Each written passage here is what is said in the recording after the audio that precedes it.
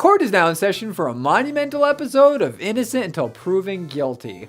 Over the course of the series, I've received requests for a number of infamous titles, but this is the most requested of all. The accused in question is considered by many to be a horrible game and an insult to a beloved franchise. I've always been curious to see if it's as bad as it's made out to be, so I'm gonna settle it once and for all.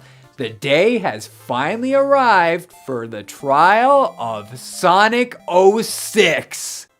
Sonic the Hedgehog for the Xbox 360 and PlayStation 3, aka Sonic 06, was released to celebrate the 15th anniversary of Sega's mascot on November 14th, 2006. Sonic 06 was a radical departure from the franchise's roots. This was Sonic for the new generation, with a graphical upgrade as seen in the gorgeous cinematic. In it, we're introduced to Elise, the Princess of Soliana, as the city is having a celebratory ceremony. The festivities are disrupted by Dr. Eggman, whose goal is to seize the Chaos Emerald and control the flames. A pleasure to meet you at last, Princess of Soliana. I am Dr. Eggman.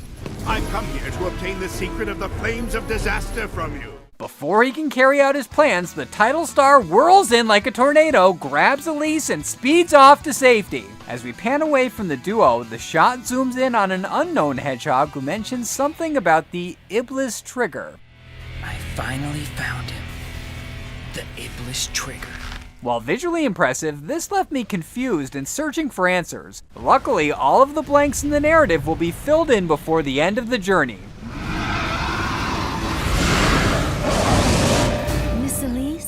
After a loading screen, a second cutscene plays revealing that Eggman kidnaps Elise, who tosses the Chaos Emerald to the protagonist as the evil fiend flies away.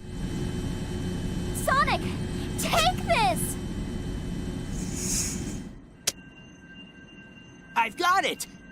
And don't worry, I'll rescue you! We transition to the peaceful streets of Soliana, which is a central hub for all of the between-mission activity and is filled with people who communicate in a very unique way.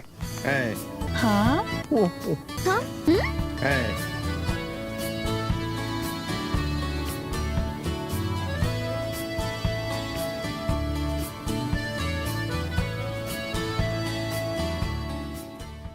These civilians provide information in an RPG-esque manner and are labeled with colored icons indicating their purpose. The majority are skippable, but the orange are essential for advancing the plot. Orange exclamation-marked residents are always available to assist our heroes with directions or advice. I would have roamed aimlessly through the streets if it wasn't for them, so I was extremely grateful for their support. Support is also provided by the store, but their services require a small fee. Our hero obtains the necessary rings via the side quests accessed by talking to the Blue Mark citizens. These range from finding a lost dog, to pursuing a car fleeing from a robbery,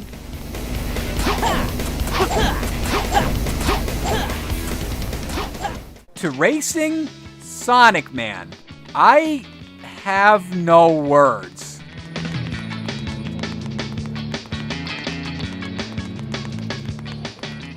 These tasks are largely optional filler, but there are a few that need to be completed to progress, including the winder of a shoemaker, which is mandatory for purchasing items such as the light chip. Acquiring entry to the first level is impossible without the light chip, so that shows how important it is.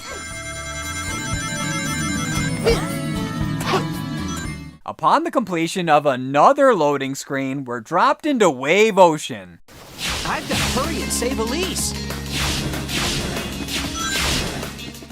Not surprisingly, the gameplay format is quite different from the winning formula of old. Gone was the side-scrolling of the Genesis in favor of 3D platforming akin to Sonic Adventure. Unlike the 2D titles, where the robotic menace could be eliminated by stomping on them, the main method of dealing with enemies in 06 is the homing attack. The homing attack is performed by pressing the jump button while mid-air. Doing so will cause the speedster to fly forward as a deadly ball of energy and smash unsuspecting foes into oblivion. He can also dish out a destructive kick, which is effective, but only in close quarters, so it's best to rely on the homing attack. It has greater accuracy, plus it has many more functions that will be learned as the adventure progresses. In order to traverse the vast landscape of the mission areas, there are dash panels and springs that give the protagonist a boost and bounce him to the next platform. These are but a couple of the implementations made to signify the switch to the third dimension. Most of them are harmless, but others are downright awful, such as the incredibly clunky camera. The most hair-pullingly frustrating of all are the super speed stages.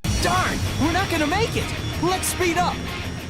The Blue Blur's motto is gotta go fast, and boy does he ever. As soon as these segments begin, he takes off lickety-split and we have no control over how fast he goes. This is basically an auto-scroller on crack. If you miss a ramp by a fraction of an inch or drift a little off track, you're screwed. Mess up too many times and it's back to the beginning of these very long levels. Kingdom Valley in particular was the bane of my existence. It's a nightmare and I cursed it with the fury of 1,000 obscenities.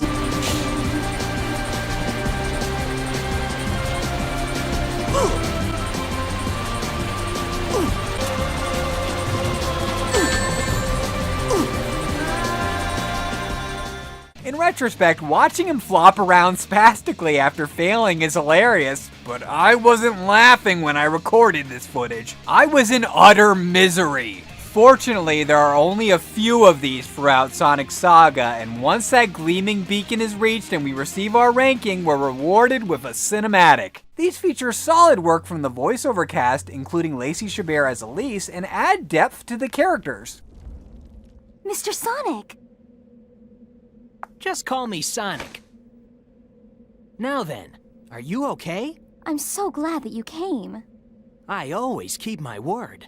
Sonic! Speaking of which, Tails and the gang will occasionally show up to lend a hand. They usually appear at specific spots that require certain skills that the titular lead doesn't possess. For example, Tails' flight is utilized for locating the switches to open locked doors, and Knuckles' climbing is the perfect asset for simultaneously shining the lights in Flame Core. On top of this, there are 2 supplementary episodes. Remember that Iblis trigger dude from the intro? That's Silver the Hedgehog, and he gets his own unlockable plotline along with Shadow. Shadow's becomes available after completing Crisis City, and Silver's is playable after he's defeated. Shadow shares the homing attack in common with Sonic, yet in spite of wearing really cool rocket rollerblades, he's much slower than his blue counterpart. As a result, Shadow relies on various vehicles, including motorcycles and boats, to pursue Eggman and his metallic army. Silver, in stark contrast, is entirely unique. The Future Dweller harnesses the power of psychokinesis to lift objects and levitate around the stages. Silver's weakness is that he's limited by the ammunition that he has at his disposal. If there are no boxes or blocks in the vicinity, he's totally boned.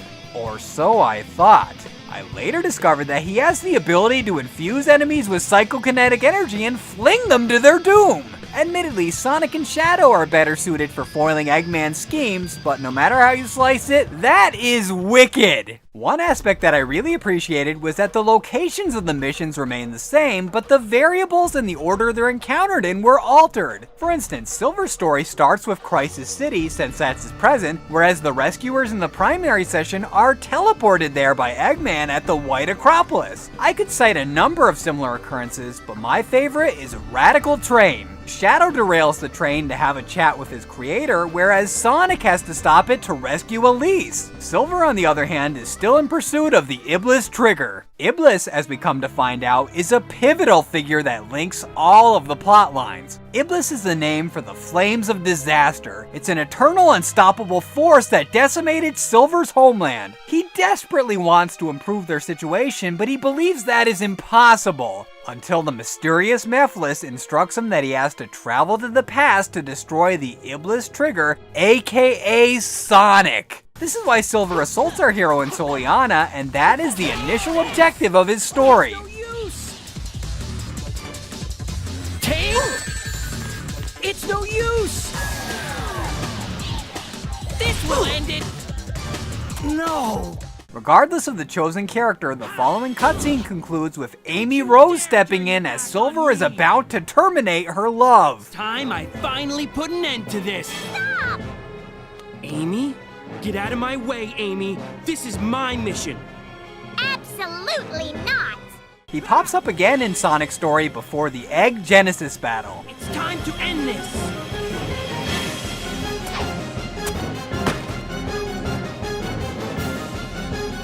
Mephiles! Why are you getting in my way? This is the last we see of Silver until Kingdom Valley, where he assists his former target and teams up with him.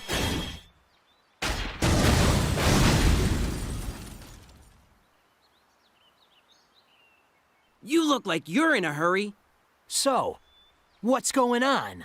Why did Silver change his mind? How does he know Amy? The answers to those questions lie in his story mode. Apparently, Amy spotted him shortly after the intro scene and mistakenly identified him as her wannabe boyfriend. Due to this mix-up, his target escaped and Amy vowed to help him find the person he's looking for. Unbeknownst to her, that person happens to be her romantic interest, and the previously discussed scene occurs after Silver reveals his intentions. In the near future, his actions will cause the devastation of my world. So I must... No! I don't believe it. Even if that was true. If I had to choose between the world and Sonic, I would choose Sonic. Amy's reaction plants the seeds of doubt in his mind, and these doubts are solidified after he learns the truth about Mephiles from Shadow. Mephiles isn't trying to help you create a better future. He's trying to eliminate the past. This is just one example of the layers of connectivity between the 3 episodes. The full extent of the plot unravels like a tapestry, one detail at a time, and it's fascinating to experience key events from other characters' perspectives. I could ramble on and on about the narrative, but for the sake of us all, I'm going to provide as brief a synopsis as I can. In doing so, spoilers are going to be addressed, so let's put that warning on now. Click on the box art to skip them because things are about to get serious. Here goes. First of all, the 3 modes revolve around different villains. While Shadow and Sonic have confrontations with Iblis, their recurring antagonists are Mephiles and Eggman, respectively. Naturally, suppressing the flames of disaster is Silver's duty. The 3 arcs align at certain points, such as when Shadow and Sonic are sent to the future. They follow the same path from Crisis City to the Flame Core, but they separate after a portal to the present is opened. Sonic, Knuckles, Tails, and Rouge travel back, but Shadow remains to deal with Mephiles. It turns out that Mephiles and Iblis are halves of Solaris, the sun god of Soliana. Is that... Flame. It's Iblis! And the Black Shadow is the original Mephiles. That's Mephiles? And Shadow was responsible for sealing Mephiles in the Scepter of Darkness when he and Silver took a trip 10 years into the past. Who are you? I'm Shadow. Shadow the Hedgehog. Shadow, your face, your form. This explains Mephiles' hostility towards Shadow when he was freed in the present. Not surprisingly, Shadow's arc concludes with the battle against Mephiles in Dusty Desert. The fight is fairly easy once the action meter is filled and Shadow activates his powers. Shadow's journey resolves anticlimactically, but the narrative continues to unfold for his allies. You later. If the world chooses to become my enemy, I will fight like I always have.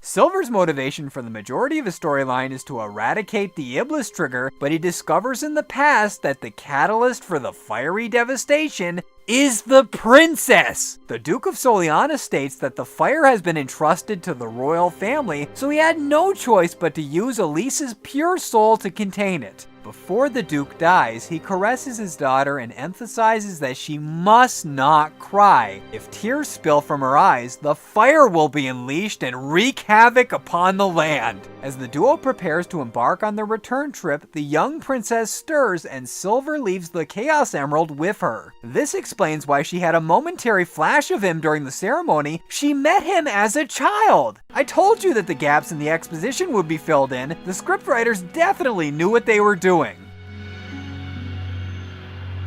It's a lucky charm.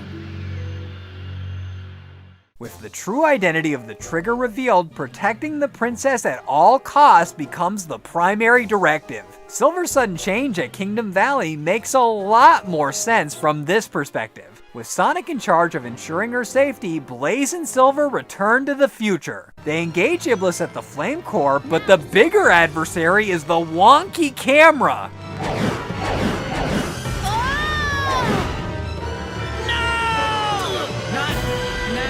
Once both of these hardships are conquered, Silver attempts to trap the fire inside of him, but is rejected.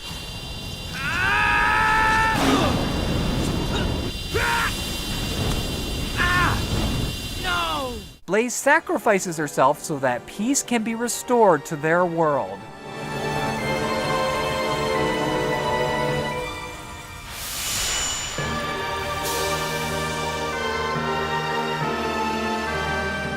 The victory is bittersweet, and this would be quite a downer ending, but this is not the end.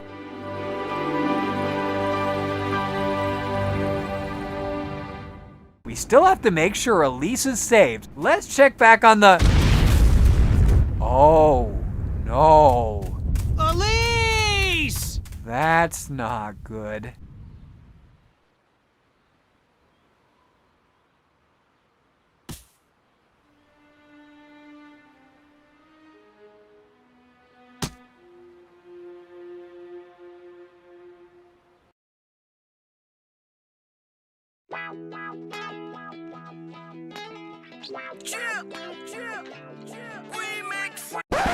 Kidding! Sonic's failure is only temporary. The Chaos Emeralds allow him to return to an earlier date and infiltrate the aquatic base to save the princess. Despite heavy tribulations, our hero is ultimately successful, but not before battling the pain in the ass that is the Egg Wyvern.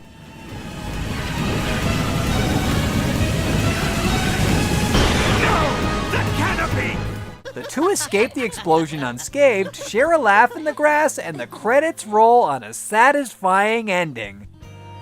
Nice smile.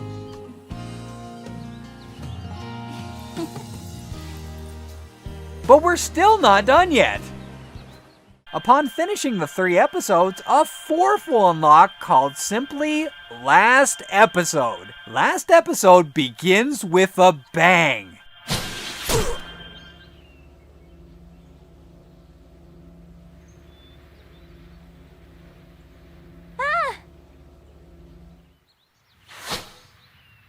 Yes, Sonic dies.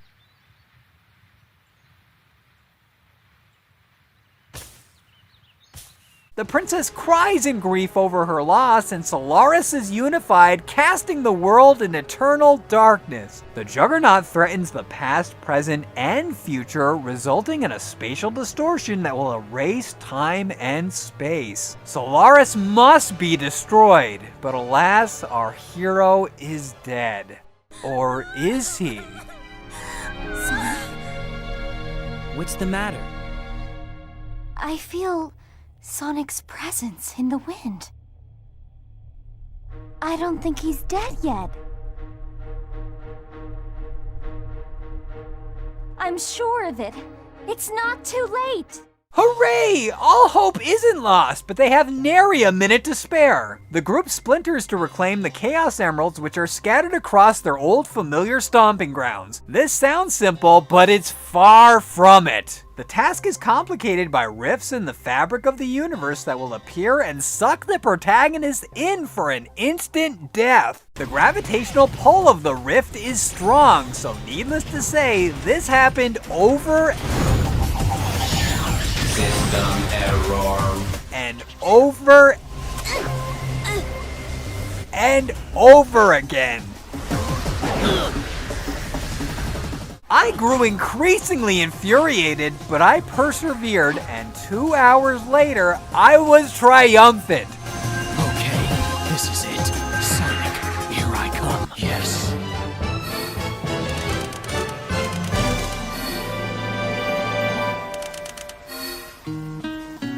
Guess that was all right. Sweet, sweet B ranking. It tastes so good. The princess summons the power of the Chaos Emeralds to revive her fallen friend, and the gamble works. The gems glow brightly, and Super Sonic emerges, ready to kick some Solaris ass. He imbues his hedgehog comrades with energy, and the trio blasts off to face insurmountable odds. Solaris's defenses may seem impenetrable, but they break easily once you learn a simple trick. Hold the right trigger to fill the action gauge, then hold the attack button to perform a special move. Repeat this until the rings are almost depleted, then switch to the next fighter and do this again until the rings are running low, then change to the last. The great thing about this is that the rings will be replenished for the inactive Super Hedgehog, so they'll never be exhausted as long as the trio is rotated. Solaris has 2 forms, but the same technique works for both, so continue this strategy and the entity will be vanquished. Solaris is restored to a mere flame, and Elise decides that it has to be extinguished permanently, but she's reluctant to do so.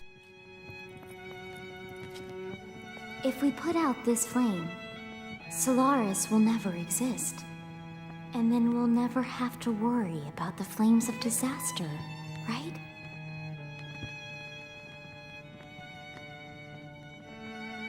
But our encounter... You and I will never meet. It will never have happened. The princess would rather sacrifice the world than pay that terrible price, but he assures her that it is the right thing to do. Elise, just smile.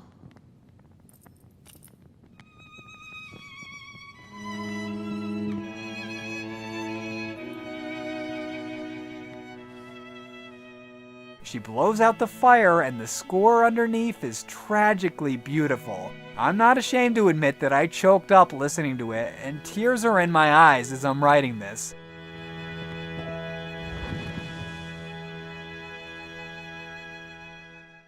The sad farewell transitions to the ceremony from the beginning, but this time there's no Eggman and no destruction, only joyous celebration.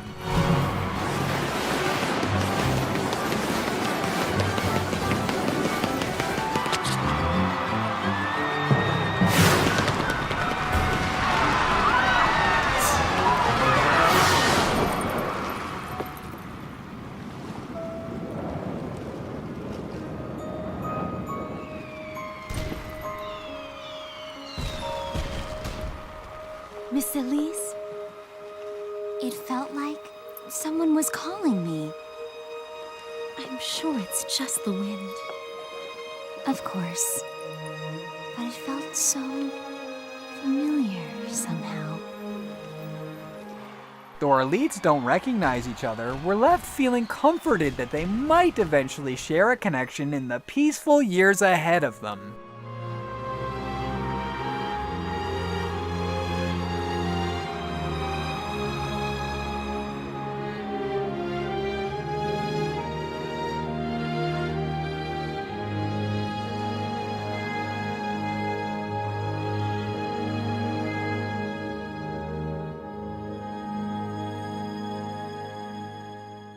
Thus concludes the black sheep of the franchise. For a game that's considered to be bad by many critics and fans, there certainly are a lot of positive traits. Is Sonic 06 beyond redemption? Or is its reputation exaggerated and undeserved? Let's find out in the breakdown! Those of us who grew up in the 80s and 90s have fond memories of the initial Genesis titles with their perfect 2D formula, but this This is an abomination. Where do I start? There are so many issues, like humans in a Sonic game. What's up with that? And why do they talk so funny? It's bizarre. Also, those loading screens. Why are they so long? They're nearly on par with the Sega CD in frequency and duration. A loading screen precedes a brief cinematic, and then there's another loading screen. It's ridiculous! Another huge problem is the camera. The Nintendo 64 had better camera function. I lost count of the number of times that I died or almost died because I couldn't see what the hell was happening. That is a sin, but the biggest offender is the super speed sections. I hated those more than I've ever hated anything in a video game. This 7th generation turd deserves the death penalty. Anything less is insufficient.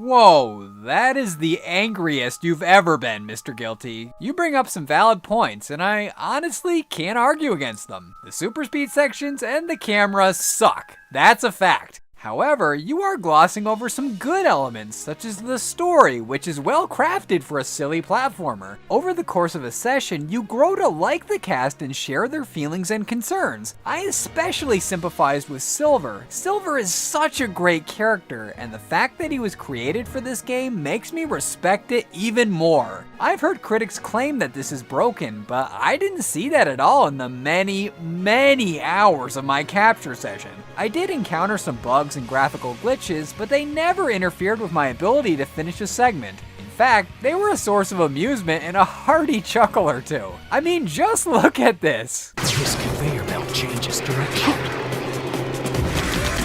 No. One. No. Sonic!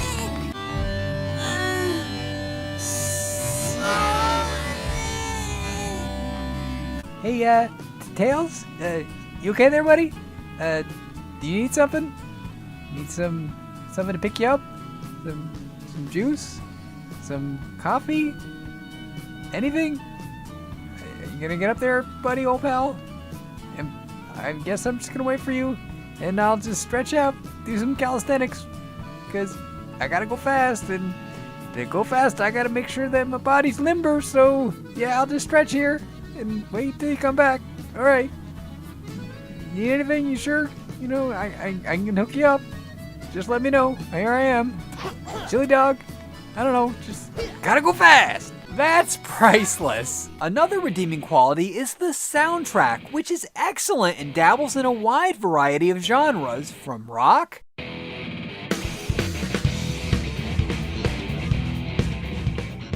to techno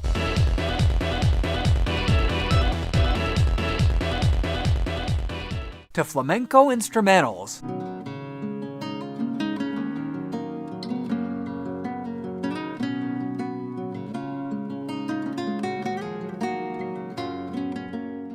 I already said that one track made me cry, so if that's not proof enough of how fantastic the music is, I don't know what it is. Finally, when it's examined as a 3D platformer, it's pretty solid. A solid platformer with some very aggravating flaws, but a solid platformer nonetheless, and saying that it deserves the death penalty is ludicrous. Sonic Team and Sega deserve a pardon for atrocities that they did not commit. In the case of Sonic 06, I rule that the verdict is innocent! I'm sure I just pissed off a ton of viewers, and I'll get crucified in the comments for saying this, but I genuinely like Sonic 06, and I don't think it's bad. There are parts that I absolutely despise about it, but the overall experience was enjoyable. The music, plot, and amount of variety offered from the multiple playable characters are all top notch. I have nearly 40 hours of captured footage, and I don't regret sinking that much time into it. I'm not saying it's a great game, but this reputation is highly exaggerated. The haters are obviously allowed to hate if they choose, and their opinion isn't wrong. No opinions are right or wrong. That's why they're called opinions. However, I will proudly be one of the few who sticks up for Sonic 06. And that's why I now don the moniker of the Sonic 06 Defender! Anyway, now that this long overdue IUPG is wrapped up, I'm going to take a week off. I'll be back soon though, but until then, court is now adjourned. Thanks for watching, everyone. If you like what you saw and you want to see more, click any of the boxes on the screen right now and you'll be able to watch a few more of my videos. And if you haven't already, be sure to click that red box right there in the corner and that'll subscribe you to the channel and you'll be able to keep up to date with all my current content. Thanks again, everyone.